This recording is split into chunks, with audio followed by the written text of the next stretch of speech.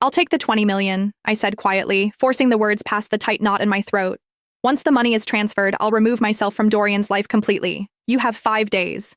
My tone was calm, but my fingers were shaking so badly I had to grip the phone with both hands. A sharp, victorious laugh burst through the speaker. Vivian sounded pleased, almost celebratory. So you finally understood your position, she replied. Excellent. I'll see that everything is arranged, Camille. Just remember our deal. Stay out of my son's sight forever. I don't want you anywhere near him again. She ended the call before I could respond. For a long moment, I didn't move. The sudden silence felt deafening, as if the world had been sucked out of the room. My phone slipped from my grasp and landed softly on the sofa. My eyes stung, but nothing fell. No tears, only the dull, hollow weight of giving up. If this had happened months ago, if I were still the woman I used to be, I would have fought back. I would have screamed, demanded answers, clung to Dorian with everything I had.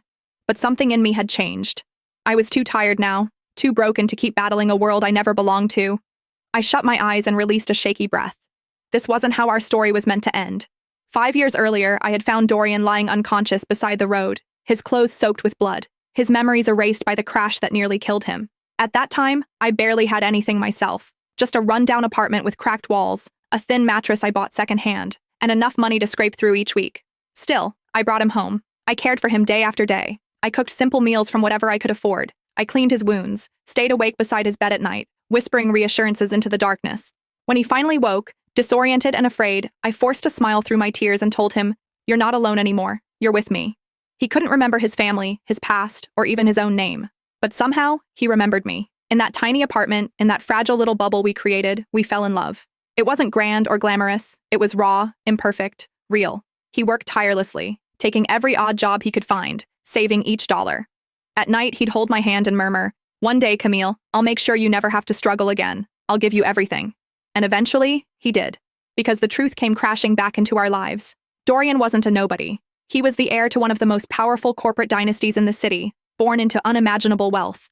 When his memories returned, he took me with him into that glittering world of privilege and influence. I thought it was the beginning of our happily ever after.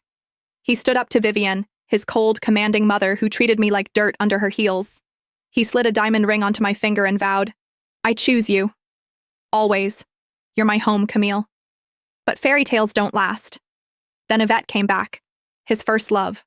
The woman who belonged effortlessly to his world. Beautiful, elegant, connected. Everything I wasn't. She returned as if she had never left, and little by little, I felt myself fading into the background. He forgot our 6th anniversary. I waited in the penthouse, dinner growing cold in front of me,